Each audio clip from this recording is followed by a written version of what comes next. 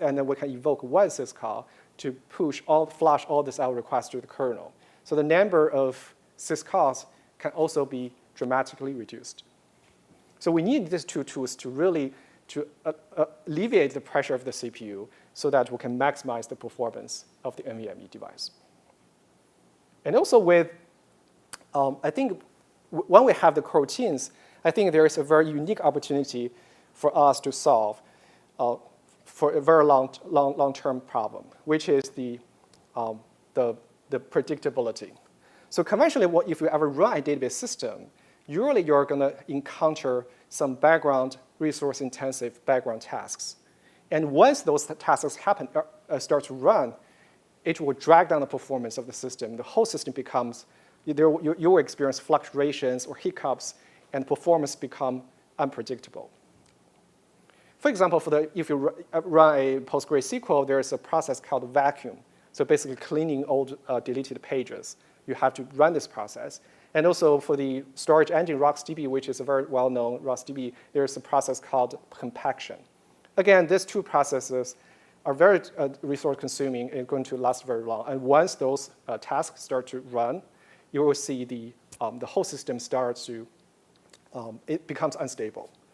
The very reason, in my personal opinion, that's my personal opinion, the main culprit is multi-threading. So you see, the conventional wisdom about the program when we do this under this multi-threading model is that every thread tries to consume as many resources as possible to run as fast as possible without coordination with others.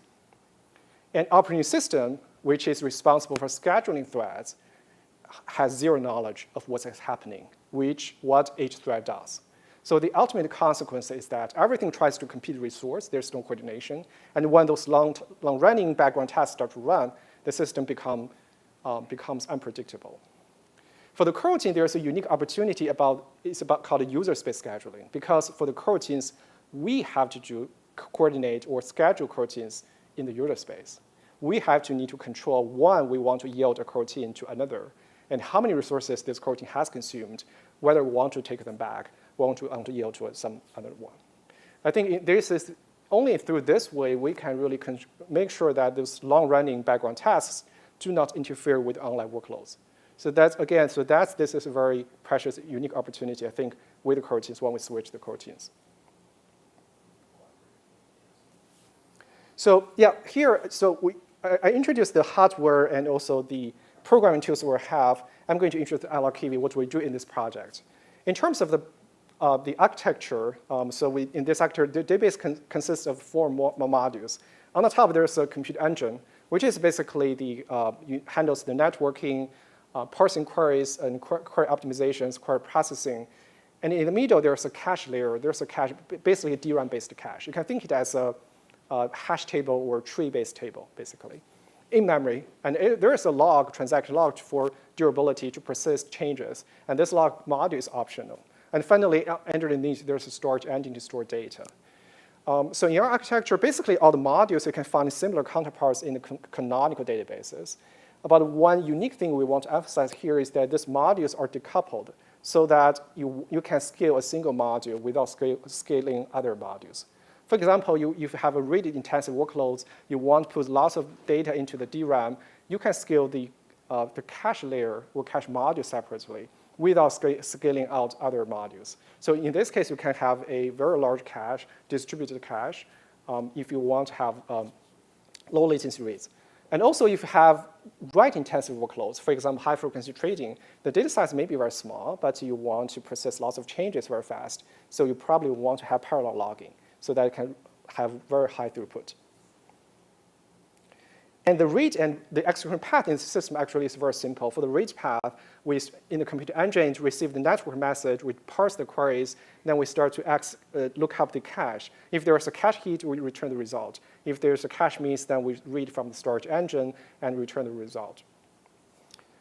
For the write path, it depends on whether we have a log or don't have a log. If you turn off the log, you don't want for durability, that's fine, you can turn off log. Well, in that case, the XLP was very simple, directly write to them in memory.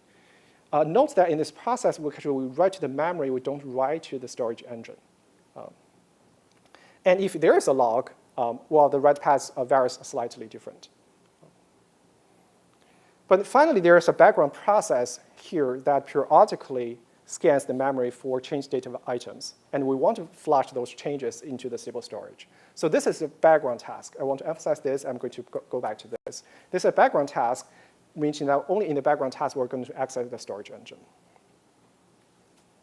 OK, those are the physical view. And here, I'm sorry, those are the logical view. Here's the physical view. What it looks like if we deploy the system in a cloud. So that's what happens. You have a number of machines, and you have the object storage. And those machines have the CPU, memory, and local NVMe disk. So those CPUs consist of the runtime execution. You can parse the queries, you can execute the queries. And the memory or the DRAM of those machines consists of distributed cache. And also the NVMe plus the combo of NVMe and object storage consists of the storage engine. The reason we choose this combo, NVMe plus object storage, is because in the cloud, NVMe is unfortunately volatile. The reason is that if you shut down a VM, each VM is attached to some NVMe. But if you shut down the VM, you restart the VM.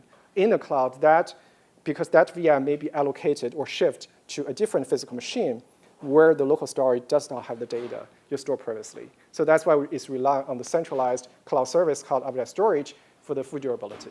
So that's kind of the physical view in this case. Of course, in this system, you can scale horizontally. You can scale a single server. You can have much larger memory, more CPUs, and larger local NVMe. You can also scale the system horizontally. So having this architecture, I think unique about our system is about the execution model. As I said, we need new programming tools to unlock the potential of the NVMe and our devices. So that's why in our case, the execution model is completely based on coroutines. So each time the network message arrives, we create a new coroutine to pass that message, to compile the query, to run the query, and starts to access data in the DRAM, in the cache. In case there is a data conflict or concurrency control conflict, which means that this query cannot proceed, we need to block that query. We need to put that query into sleep. In that case, it will cause us a context switch for the coroutine. So that coroutine will yield to a second query, which repeats the same process of the first query. And the second query may now need to access the storage engine, send an L request. Again, here we just yield context switch the coroutine again. So basically, you can think that everything is a coroutine. There's no physical there's a physical thread as a worker thread, I can think that way. But every query, everything runs as a coroutine. Each time there's a conflict, it is blocked, it just yields. And this yields is very fast, but it only takes like 10 nanoseconds, less than 10 nanoseconds. We have a storage engine, so I want to briefly introduce this. So the storage engine, we basically is crash-safe B+ tree over NVMe and object storage. What's unique here is that, so in the memory, we have some index pages or data pages, and those index and data pages are persisted locally in NVMe. And this is called crash-safe because each time we flush some data or we change some pages, we don't change in place. We copy and write a page into a new place. So we first upload that page into the local NVMe, then we upload that into the object storage. Remember that previously I mentioned that this process right into the stable storage happens in the background. So that's why we can forward uploading to the cloud in the object storage in this process. So first of all, it happens in the background. And second is that I mentioned that because we want to ensure user space scheduling. So then we have the opportunity to ensure that this background resource-intensive task does not interfere with online reads and writes. So the very essence about the user space scheduling is that, first of all, of course, everything is a coroutine. We need to yield coroutine very frequently. So when do we yield a coroutine? So OK, we yield a coroutine each time it issues an I/O, or each time the coroutine encounters a concurrency control or data conflict. For example, there is a log conflict, also yield. There is no blocking. And also, very importantly, we want to yield a coroutine if it occupies CPU for too long.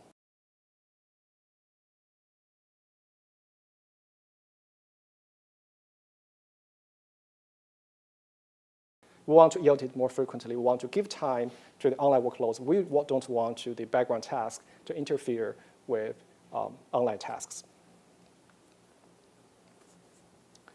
So yeah, In terms of yielding or scheduling, the very distinguishing feature about the coroutine is that we need to inject those yield points in our code by ourselves. So this is very different from threading scheduling because operating system will do that for you. In your code, you don't need to write a single code about this. But for the coroutine, we have to inject those points by ourselves so that coroutine knows when to yield. So in our practices, we've developed a few guidelines or criteria to evaluate where to inject those points. For example, the first criteria is kind of straightforward. We want to measure how much time this piece of code has been executed. If it's too long, we want to yield to another coroutine or module. So on the left-hand side, this is one example. So on the storage engine, we need to receive a pool of requests. We just evaluate those, process those requests one by one.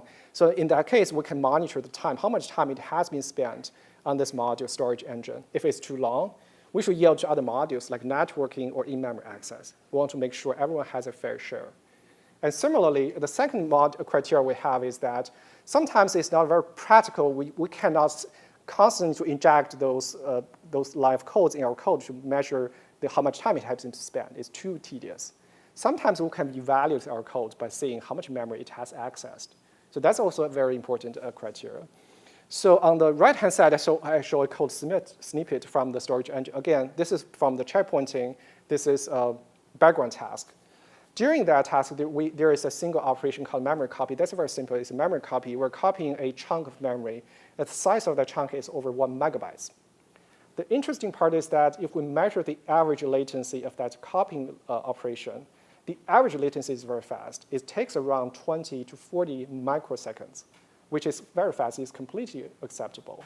However, if we monitor the tail latency, you will see the tail latency can be as high as over several milliseconds. So from that perspective, it's not acceptable if we want to tame tail latency or want to really ensure the predictability. So that's why we have to break that single copying into many small copies. So I want to use this example to show that the mindset, so there is a mindset change. Conventionally, when we write the code in a multi-threading model, we want to try to say, I want to choose algorithm, I want to choose an implementation to run as fast as possible. But right now, it's about fairness. It's about how much resources it has consumed. And if it's too much, you should yield. Then it means that sometimes we may choose an implementation that is not the most efficient one, but it's for fairness. So this is kind of the mindset change. The second goal is about control tail latency. So of course, the most important one is that no coroutine or task should monopolize CPU for too long. So we talked about that before. And in our case, we also have a storage engine. Then for that storage engine, we want to make sure that the storage engine incurs a predictable amount of I/O counts once you access that data structure. So that's why we choose B+3. In case you're familiar with storage engines in the last 20 years, actually the LSM tree or RocksDB, LevelDB are much more popular than B+3. So right now we're shifting back to the B+3. The reason is that if the height of the tree is fixed, no matter, even if you don't have cache at all, the number of IOs is still fixed, as long as the height of the tree is fixed. The second wisdom is about we want to consider data partitioning even if for a single node system. Again, this is kind of different from the conventional SQL databases, for example. For the SQL databases, when you create a table, each table is mapped to a single giant B+3. And we think this is the wrong practice because you want to control the tail latency. If your data volume grows larger, the tree will grow higher. Then if you don't do data partitioning, you will not be able to control the tail latency because the height grows higher. So that's why we want to, so conventionally data partitioning is only considered for distributed systems. But right now we want to consider that as well. So putting this together, we have the architecture, we have design, we have some engineering practices. What kind of EloqKV are the most important or distinguishing characteristics? The first one is it is volatile. It's volatile in the sense that, well, in case the data is very small, they can't fit into DRAM completely. The EloqKV is as fast as a cache service, like Redis, or even can be faster. Well, that's straightforward. But in case the data volume grows larger, it exceeds the capacity of the DRAM, which means you have to incur some disk IOs, then those tail latency is still predictable. I think, again, so this is very important. And in terms that, and the second important point is that we really want to predict predictability for unpredictable workloads. So unpredictability may arise in many different dimensions. So the first dimension is that, well, if your data, so when you design applications, so conventionally you think that probably you're going to choose a system setting such that the working set or the hot data fit into the DRAM comfortably. But because your application evolves over time and data volume increases, so from time to time, so you may see that data grows unexpectedly, exceeding the capacity of the DRAM, then what do? You don't want to shut down the system and to set up a new system to migrate the system, or then you realize that you have to deploy a cache in front of it.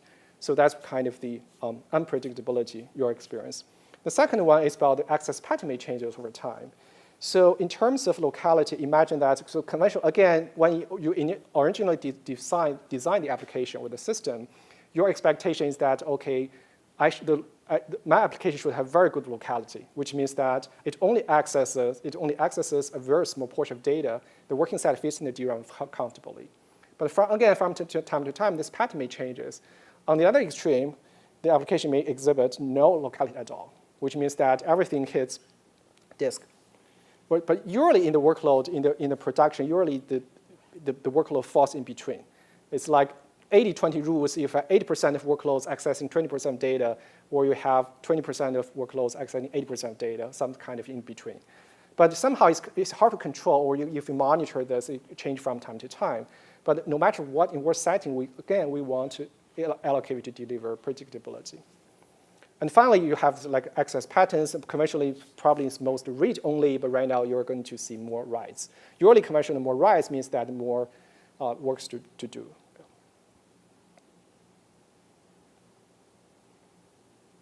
So in our architecture, there is a very important module. In case you've noticed, there is a called object storage.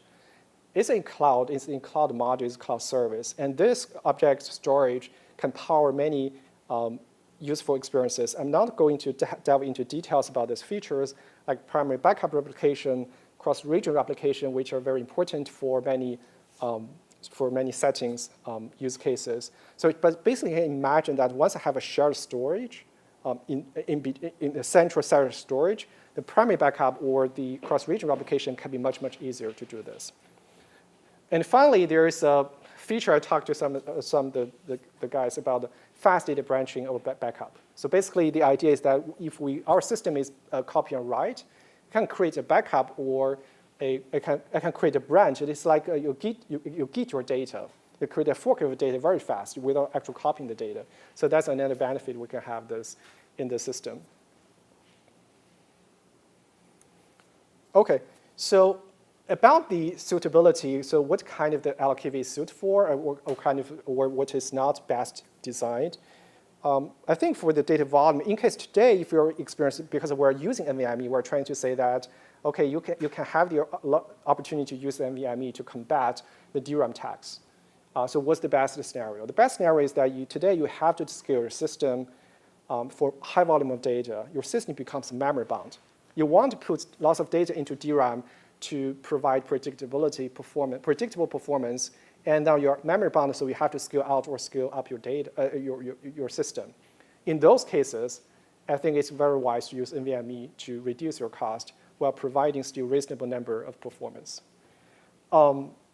On the other hand, if your data volume is not very small, your scale system only for lack of CPU resources. For example, you only have 20 gig of data, and you really want maybe over 10 million LQPS, for example. In that case, you have to scale your CPU resources. In that case, having the NVMe will not help you. So that's kind of the very high-level guideline to help you understand where this NVMe may help you. So yeah, we'll talk about some benchmarks or numbers to give you an idea what we can achieve using today's NVMe and how that's relative position compared to the DRAM solutions. So in the first one is about, the first experiment we run about this, if you care about long tail latency. So that's a kind of the scenario.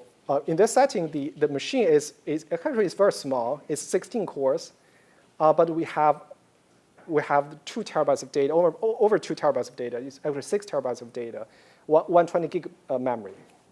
So right now, the data set in our experiments run 2 terabytes. So of course, that data cannot fit to the DRAM. In our case, we have 800 million keys, and the average key size is about 2.5 kilobytes. And we run different workloads. We have read-write combinations. We have by varying different ratios. In this case, remember that we say that your application is memory bound. You just want to put more data into the DRAM for predictable performance. So in which means their QPS is not very high. It's 100K in our setting that. In this case, the 4-9 tail latency is around 3 milliseconds. So it's actually pretty low. So you can imagine, so this number basically is on the same order of magnitude with Redis. So you have lots of memory, you really want predictable latency. NVMe can really give you that. Right now, we're hosting 2 terabytes of data. If you're using conventional cache services, it's going to cost you dozens of servers to do that. In the second experiment, we run, by the way, a very important one. In this workload, we run, there is no locality. In other words, it's completely random. Every query will hit a disk once. So conventionally, this is the nightmare of the cache service because there's no locality. You have to put all the data into cache or DRAM if you want predictable latency. Conventionally, you have no other choice. You have to put them all into the DRAM. So because this is the worst case scenario, I would say. Because otherwise, you probably have like 80% workloads will hit the small working set in the memory. It will not will demonstrate what you can get from the NVMe. So this is the worst case scenario. In the second experiment, we run the same setting with 16 cores, 120 gig memory. Same data set, but right now we're varying data set from 20 gig to 2 terabytes. The reason we want to do this is that on the left-hand side, on the leftmost bar, it represents the cache, the scenario of everything fits into the DRAM. So basically, that's the cache scenario. So the performance numbers we can get, or the QPS we can get out of there is 600,000. Well, still pretty nice, 600,000. That's the pure DRAM performance. OK, how about we hit everything into the disk? We increase the data set into 200 gig to over 2 terabytes of data. The QPS will be half, 300,000. Again, in this experiment, everything is completely random, which means that everything hits disk. So this represents the worst case scenario in terms for the QPS. So you can see that in the best case scenario, for everything fits in the DRAM, it provides 600,000. In the worst case scenario, you still get half, 300,000. So in the workload, you can imagine that in the real-time workload, you'll probably get something in between. Because as I said, there's some like 80% data is going to hit the memory. The other 20% of workload probably going to hit the disk. In that case, you get something in between. This gap is not huge. So in other words, NVMe-based solution can really provide very close, up probably 80 or 70% of performance. So that's considering the cost. That's probably a very good bargain in many cases. And finally, of course, if we scale this, machine to many cores, we can get more QPS. So in this case, the highest bar is about the pure memory, so which means that everything hits memory, because EloqData is multi-threading. So that's why we have more cores. You can have more throughput to QPS. On the top, it can over 1.6 million. And of course, Redis is single thread, so that's why you cannot scale. But again, in this case, if you think about what's the worst case scenario where everything hits NVMe, it's half. 1.6 million for the pure DRAM and 800,000 I can have for the pure disk. Again, this is actually, I think it's in many cases, by using NVMe can satisfy your need because it's likely to fall in between. Unless your application really want to squeeze the last drop of the CPU performance. As I said, it's a CPU bound. You should really want very high CPU resources. OK, I want to share a use case, then I want to talk about AI eventually, finally. So I want to talk about this use case about the feature store. Feature store is also AI-related, actually. So the idea is that this use case is for some e-commerce. So each time the user log in to make some purchases, the user has a profile, the product has a profile. So you want to do some recommendations for that user. So we need to store those features of users and products in some of the cache service. So in this case, the access pattern is basically each time there is for each user, it's going to load 100 IDs. Those 100 IDs is probably for the products. So because they want to recommend the right products to the users, so based on the user profile, I'm going to load 100 features. And after I got those features, I'll throw those features into the TensorFlow in this case. The feature is about 1 kilobyte. So this, just in a few slides, I'm going to mention that in the AI inference era, that number is going to increase dramatically. So this represents the pre-AI era. When you do this recommendation, how much data you're going to handle, you can give you an idea. It's about 1 kilobytes for the feature. So this is the throughput testing. So on top, we can probably get 500,000 ops. I want to talk about tail latency. So in this figure, it measures the average latency and tail latency. So the absolute number may not be very meaningful because it depends on the workloads. These latency can be high or can be low. But what I want to emphasize here is that if you look at the multiply, or the ratio of the tail latency to the average latency or P50 latency, that multiplier is almost a constant. So that's what I'm saying, that we want to achieve predictability. We want to make sure that no matter what the workload, the tail latency is still predictable. You can get a very good estimation by given a fixed number of the system resources. So this is very important for the online services because usually when people, there is a very tight budget, or they need to have a very fixed budget want to do these recommendations as they're browsing this website. Okay, so this is about like the pre-AI era AI-related workloads. So what's about in the AI workloads? I'm going to talk about KV cache. I'm not sure most of you know the KV cache. Okay, yeah. So basically, the KV cache stores. So KV cache plays a very important role in AI inferences. The KV cache basically stores dynamic internal states of the context. So each time we need to interact with the LLM, we assign the context to the LLM. And the KV cache stores the internal dynamic states of that context. So today, that context can be very long, and also the internal states can be very large. The reason we need to want to store these states is that it expedites the inferences without recomputations. Otherwise, the GPU is very expensive, it's very precious. We don't want to do this recomputation. We don't want to waste GPU resources. So that we store those intermediate results, and we want to reuse them. So the very unique feature about this KV cache is that the value is very, very large. So right now, based on my experiences, usually the KV cache for the context, the ultimate context can be range from 1 gigabytes to 100 gigabytes.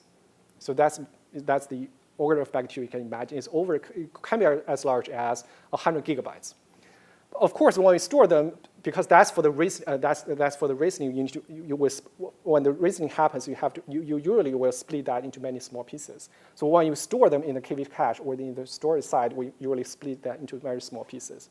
After the splitting, what we actually stored in this KV cache or the storage system is usually, so the value really varies from 1 to 10 megabytes. Okay, and this is a rough estimation, give you an idea. It's 1 to 2 megabytes.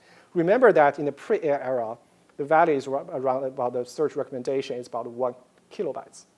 Right now, it's 1 to 10 megabytes. That's huge.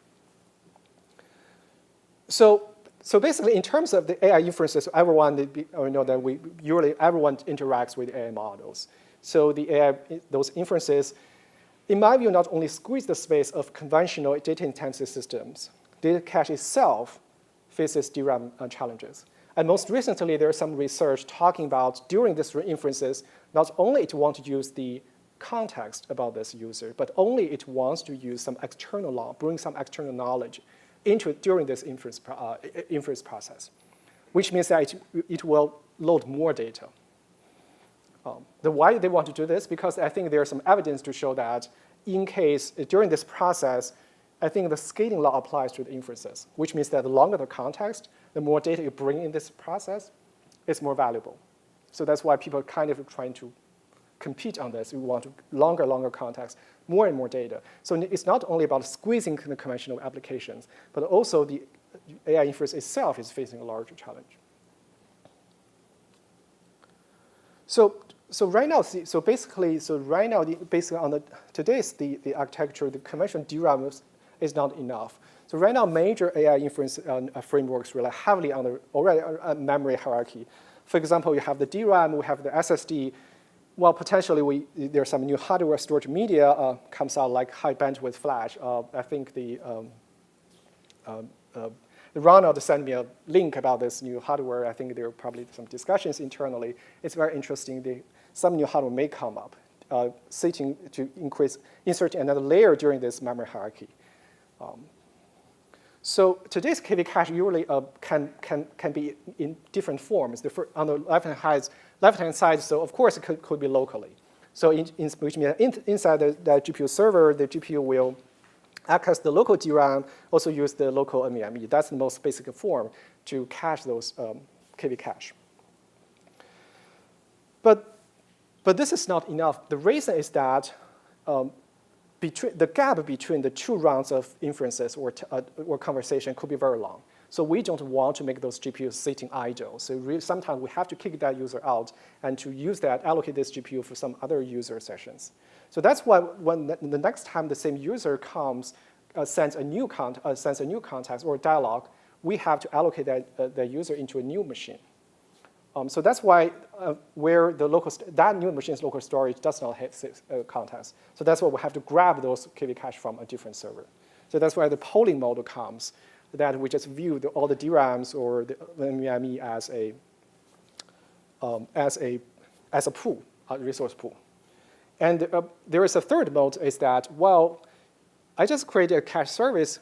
This is called disaggregation. So this is a common concept of disaggregating compute and storage. We just allocate, instead of using the pool, which co-locates the storage service with the GPU cluster, we just allocate a separate cluster to deploy that KV cache service. So I think the second and third models, I think they're kind of similar in my view, because you can logically view that I just co-locate that storage service in the same GPU cluster, or I deploy it in a separate cluster. So for the KV cache, what's our perspective from the storage side? I think, so this is our understanding, so we need to talk about that. The first one is that, as I mentioned, the very unique feature about this, which is a contrast with conventional setting, is the values are extremely large, much, much larger. We never experience this large values in the conventional storage system. Of course, then, because the large values, we need to sustain very high throughput. So there are a few optimizations specific to the KV cache. The first one is called compression. Well, in the AI context, it's called quantization. So basically, we're using fewer bits to represent a number. But this can be done by the inference framework like VRM. So this does not have to be storage very specific. And also, we have the second optimization about the prefetching. Of course, conventionally, this is a very important feature for the storage system. And for the KV cache, there is a very natural pattern about this accessing, because there's neural networks, they have different layers. Usually, when you see the request for the requesting KV cache for the first layer, they're going to send requests for the remaining higher layers. So in that case, when you see the first layer, just prefetch all the remaining layers. So that's kind of straightforward. And those kind of information has been coded into the key string. So that's also straightforward. I think what's a very important thing is about zero copy. That's also very important for the storage system, and it becomes the most important one for the KV cache storage system. The reason is that, as I said, value is very large. It can be a single value pair can be 10 megabytes. You cannot afford frequently copying that values back and forth. So that's why internally, actually, we're working on some augmented Elok store to accommodate this scenario about this zero copy. So on the left-hand side, we have 3 boxes. So that's the conventional architecture. We have the runtime, we have the in-memory cache, we have the storage engine. And now we're allocating a separate or designated DRAM area where this area actually is registered in the kernel, so that we can leverage the kernel zero copy for the IO access. What does it mean? It means that when the network comes, the asynchronous I/O can directly put that data into the DRAM area, which has been registered in the kernel. So this is one zero copy from the networking. And because that, and we want to cache that value in the DRAM for a while because it may be accessed very soon. So we want to cache that into the memory. But for the in-memory cache, it will directly reference that memory area. We will not do additional copying. And finally, because that value, we need to store that. So that's when we write to the stable storage, again, that I/O write will directly reference that memory chunk. And directly, again, this is a zero copy to the storage system. So this is for the, so when you want to insert some KV cache values into this process. And also when a read request comes, in case there's cache hit, it directly returns. If there's a cache miss, then we need to load something from the storage engine. Again, when the storage engine sends the asynchronous I/O request, there is a kernel API called a zero copy, will directly load the data into the DRAM area, which has been registered in the kernel. And similarly, for the in-memory cache, we directly point to that area. We will not do additional copying. And finally, when we send the results back to the caller, network write, again, will perform a zero copy networking write, referencing that memory area. And in terms of the, and in my view, in terms of the, I think we just talk about the potential new hardware, like high bandwidth flash. This one can be high bandwidth flash. Why? Because there are some characteristics about this high bandwidth flash. The first one is access tail latency actually is very high. So, which means that it does not go for random lookups. So random lookups actually were done in the DRAM in this case. So, but it is good for throughput. So that's why when we read something through I/O, read from the disk I/O or networking I/O, write through I/O, because it's really throughput intensive. So it perfectly makes sense when we put them into the high bandwidth flash. But this is the future hardware because I think there is a potential. I think in this architecture, it kind of fits in that. Since I think it matches the characteristic or it maximizes the strengths of this new hardware. But still, I think I still have a concern about this one because I think, of course, this is very new. This is my personal opinion. I still have a concern because as long as this area acts as a cache, it means that you need to frequently to kick thing out from it, and you need to load something into it. Unfortunately, the write lifetime for this new hardware is is very short. So I don't know how to solve this because I don't think. I've seen some work talking about it through some like append-only modes or something to try to alleviate this problem. But eventually, I don't think this problem will not go away because as long as you view it as a cache, you have to kick out something very frequently. You have to load something very frequently. Then the write lifetime will be kind of it's not the ideal use case. Of course, they probably can say that, okay, I only keep some value inside. I don't want to put all the values inside. But it's hard to know. But I think right now it's really hard to know. Because I think even for the inferences, we have some different scenarios. For example, if you think about the conversational, there's a pattern. So user send a question or send one sentence. You get a response. The user is probably going to spend some time, probably a few minutes, digesting this content. Then we'll send the new context, new sentence. So this is kind of the conversational interactive pattern. But sometimes we've seen some in the company, the AI inferences really happen as a background. So they have some agents constantly sending these requests.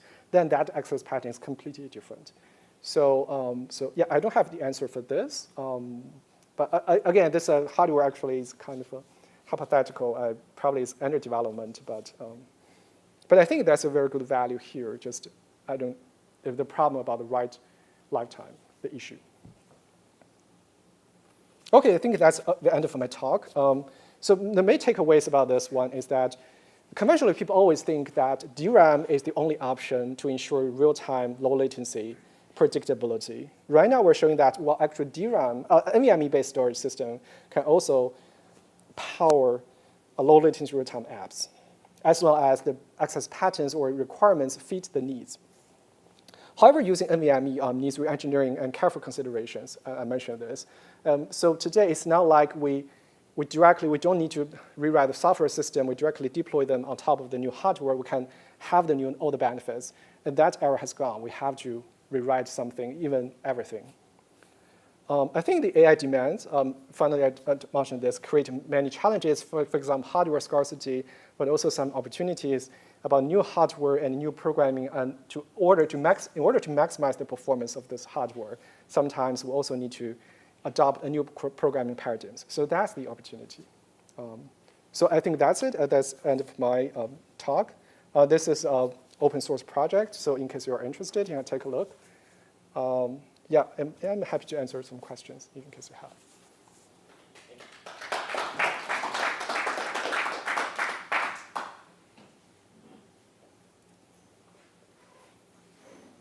Yeah. I don't have a question. It's a comment. And that is when, as soon as you started talking about user space scheduling,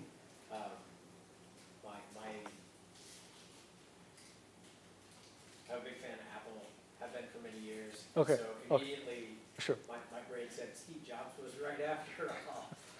This is basically cooperative multitasking. Yes. Right? Yes.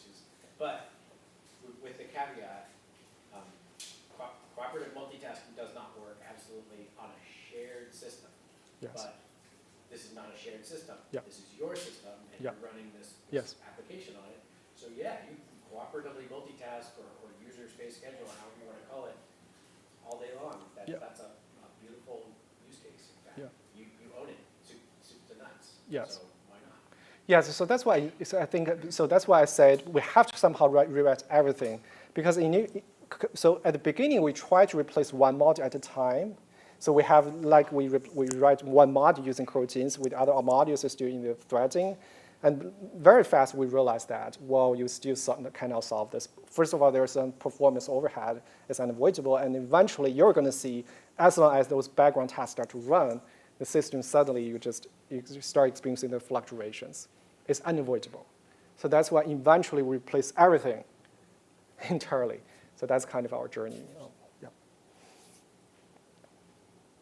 And we do see there are many customers complain. I've seen them multiple times in different occasions. For example, we have seen a customer using Mongo complaining, well, when we have some background tasks, can I just lower the priority of that task? I don't want the low priority task to interfere with the online workloads. Can we do that? Well, I say, well, you cannot do that. And one user probably have this one, and for the Redis user also have this one. Because Redis usually say, okay, everything is in the DRAM should be fast, but from time to time, for the Redis user want to take a snapshot of the database, again, unfortunately, that's a background task. So that's why if you talk to the Redis users, most of them turn off snapshotting completely, simply because of this reason. And also, probably there are some other systems saying, okay, I have some I don't care the low priority tasks, they can run as long as it takes. I just want to make sure that my online jobs, my online workloads stay stable. Unfortunately, you cannot do that. So that's kind of I don't realize that until we start building this. I realize, oh, I think that's a very unique solution. We can actually solve it. I think based on the multi-threading model, it's impossible to do that. The coroutine, when you decide that it needs to pick up a new task or it needs to yield, who decides that? Is that another background? Yes, so basically we decide that. So the logic is very simple. So right now we have a high priority queue, and the second we have low priority queue. Right, so if it yields, we can see, if there's a high priority queue, it will yield to the coroutine, the task right in the head of this high priority queue. And otherwise, we just yield to the low priority queue. If there are no other tasks, you can imagine that it immediately return to itself to continue execution. So the benefit of coroutine is that because, as I said, context switching is very fast, it's 10 nanoseconds. So you can do this many times, actually very frequently, almost without impacting the performance. So that's, I think, the beauty of the coroutines. Yeah. Of course, I think they're gradually probably going to adopt more advanced scheduling strategies, but right now, I think in terms of if this is online task or this is background task. That's kind of, and we can control all the aspects, like how many hours this task has to send. If it's too many, you just yield. Are there any advantages to threading compared to coroutine? It's easier. It's easier to develop. It's much, much easier. Much, much easier. You don't need to worry those, like where to inject those yield points. It's much easier, as I said. It's just easy. And I think it matches what we've been taught in school. Yeah. Is this production ready? We have some customers actually already run this into production. Are they reducing memory by 50% or? Yes, yes. I think for example, one use case is about they're using this one to store the chat history. So the customer is a cell phone manufacturer because they have their built-in, like the Siri, but it's not a Siri. They sell cell phone to the Africa, basically in the Africa, so it's low end like the smartphones. They have the built-in their own version of Siri, so they constantly receive those messages. They store their chat history. In this case, they start experiencing the quick data volume increase. So that's why but the hot data may not be very large, so start using this.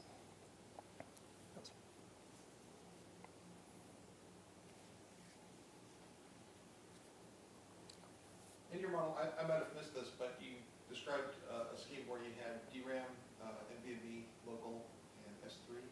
Is the NVMe local cache, or is that part of the storage? It's the cache of the object storage, you can think this way, in the cloud. Yes, because as I said, the local NVMe in the cloud is volatile, actually. So we rely on the object storage to provide ultimate durability. Okay, I don't know if it was switchable or what you said. Okay, okay. The AI KV cache context, you mentioned they're 1 to 10 megabytes, and that they can be compressed using quantization. It's already after the quantization. After quantization. I think there's as I said, because one context, the whole KV cache is about, it can be as large as 100 gig or some 10 gig. So what happens is it splits that into many small pieces. So they store it in this storage service so that when they load them, it can send massive amount of parallel requests. But each piece is still probably 1 megabytes. Yes.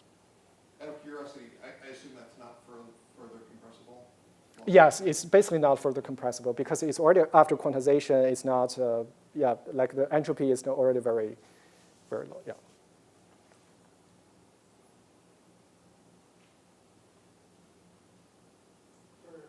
For inference, is there a hit to the first time to token? I'm sorry? Sorry, time to first token. Is there a hit on the inference side?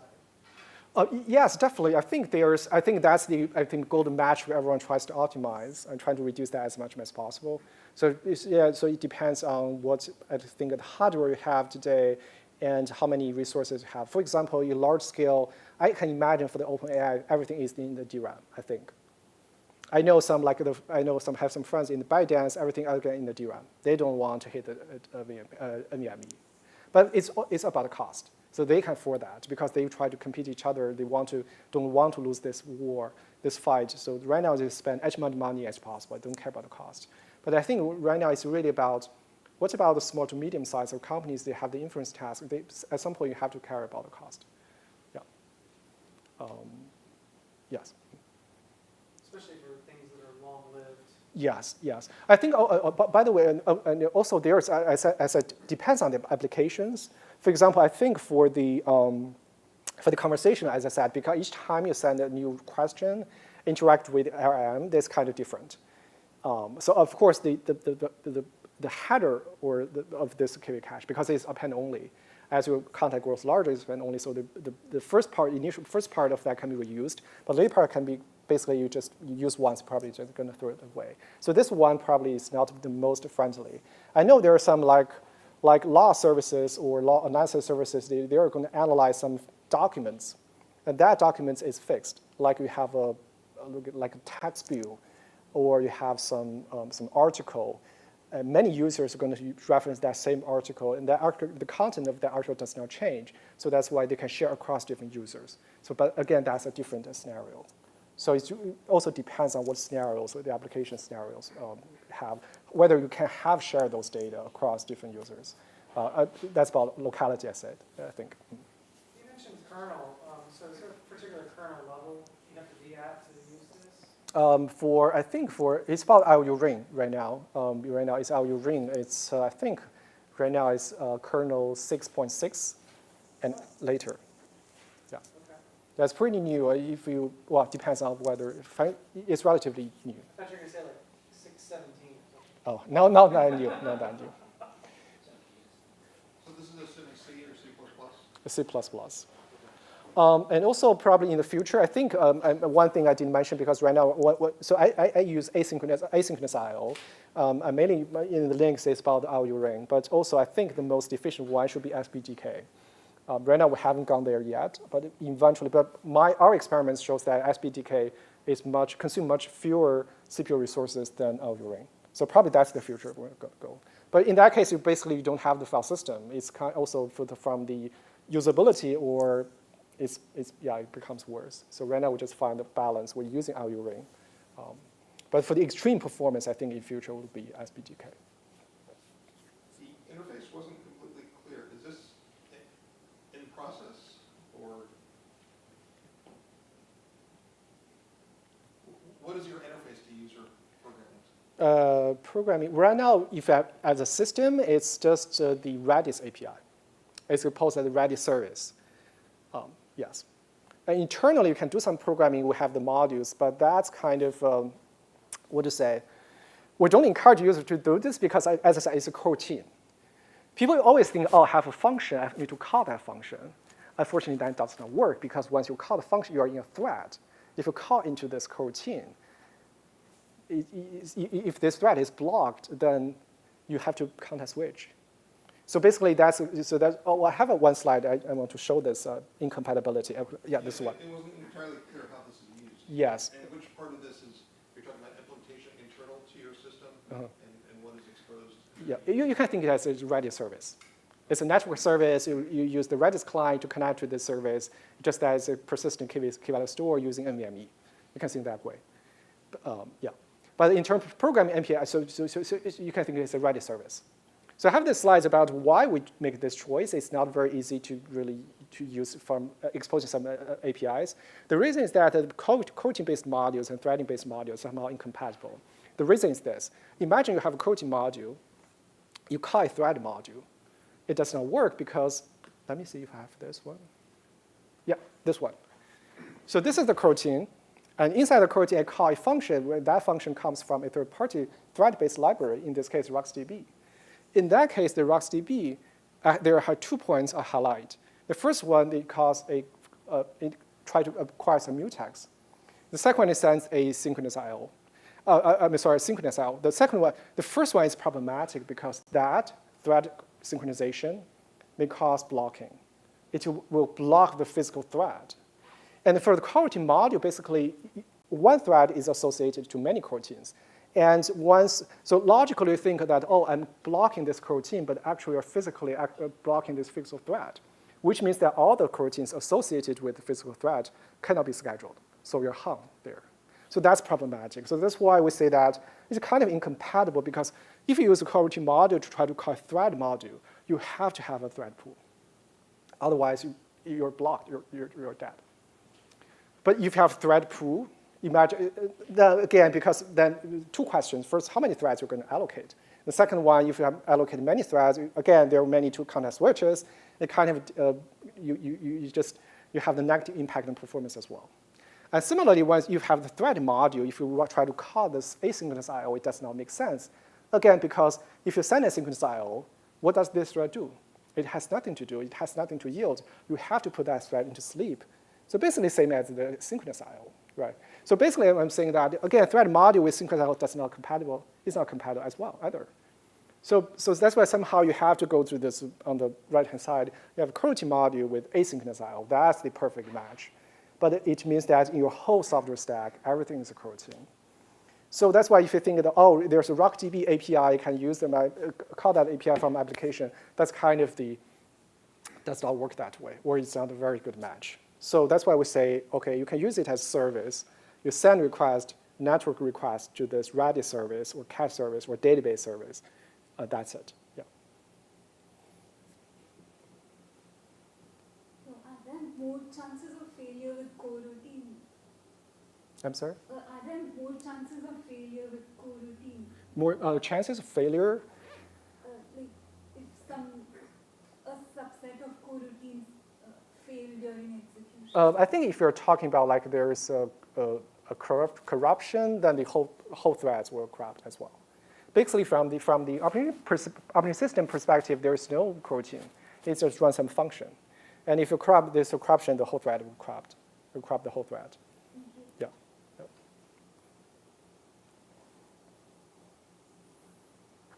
When you touched on high bandwidth earlier, the HBF, so I don't quite understand it yet. Okay, sure. I didn't really get into it because I saw that paper and I was like, okay. But like, I just envision, are you thinking like this might be a situation where data turns over so fast and it's always in a catch-up mode from like the cache side? Like always trying to catch up? Try to catch. Like things always look fresher than what its cache is because it's more atomic or something? I think the point I'm trying to make here is that for the HBF, is what it's not good at is latency is very high. So because for the KV cache, the basic requirement is that given a key, I need to find the value. Given a key, I need to find the value where the value locates. In that process involves lookups. And lookups, definitely, there are some branches into very fast lookups. So you have to. So it's wise to do that in the DRAM because the DRAM latency is very low. But once you already locate that item, then the next thing to do is that you need to ship that item through the I/O, either to the storage or to the networking. In that case, because you care about throughput, you're shipping 10 megabytes of data or even more.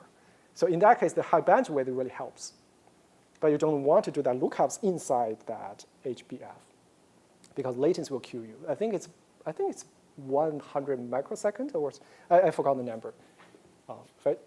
It's much higher than the DRAM.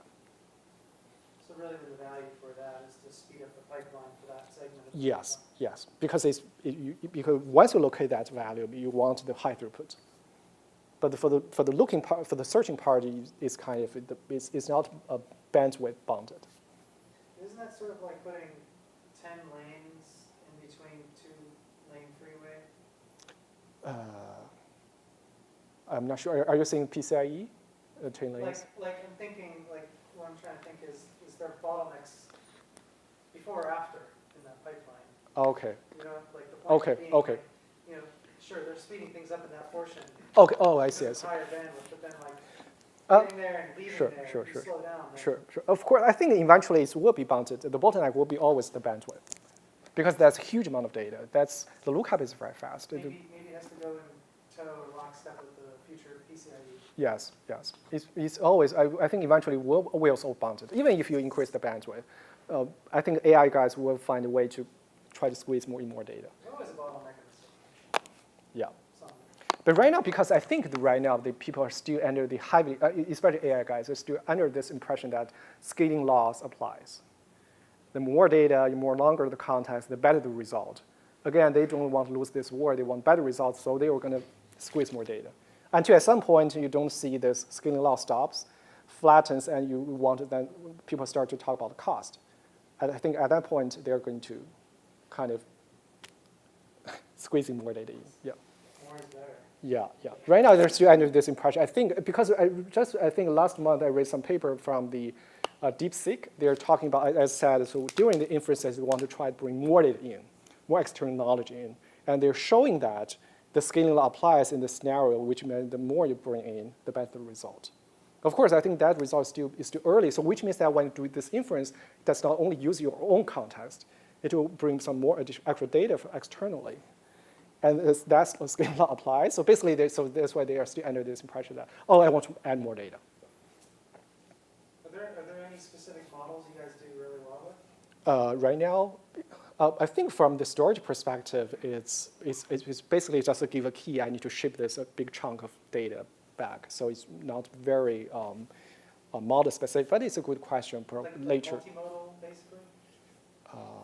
We need to take some test in this case. But from our analysis, basically the same. You want to reduce the latency, want to have a higher bandwidth throughput. Yeah. Did you mention other use cases there? You mentioned context for web users and then the AI KV cache. Mm-hmm. Did you mention other applications of this? The KV cache? Of your system? Oh, this one. You mean this one? This is a use case. This is, I think this is what I think for the recommendation, the conventional pre-AI era, their recommendation. In this case, the value is pretty small. It's 1 kilobytes of data. But you can think this pre-AI era, what they do, their data is very small. The user profile, I think there are some other use cases like session manager, shopping cart, but that's the conventional use cases. Yeah. That's the pre-AI. So do you have customers using it for this purpose, or is it all? Yes, we have. For the session manager, the feature store, yeah, I think the shopping cart as well.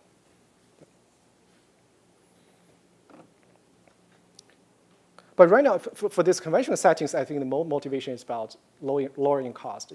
Because right now, one of our customers, the thing is that they cannot have more machines. So conventionally, for example, you have a 10 grand, you can have buy 10 machines. But right now, because of DRAM hikes, you can only buy 5.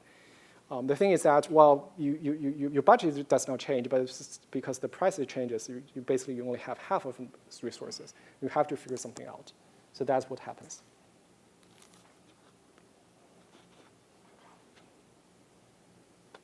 Cool. All right, thank you very much. Thanks.